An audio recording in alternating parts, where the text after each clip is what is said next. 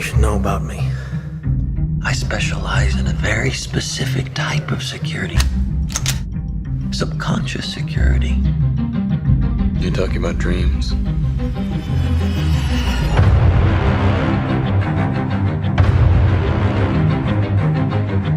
Mr. Cobb has a job offer he would like to discuss with you. Like a work placement?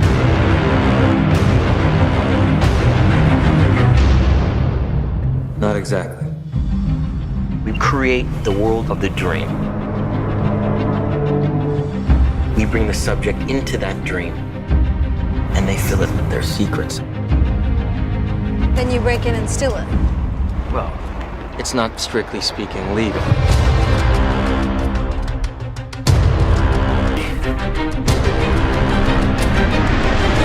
I think I found a way home. And this last job, that's how I get there.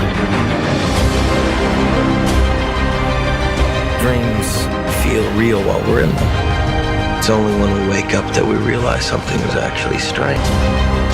It's your responsibility.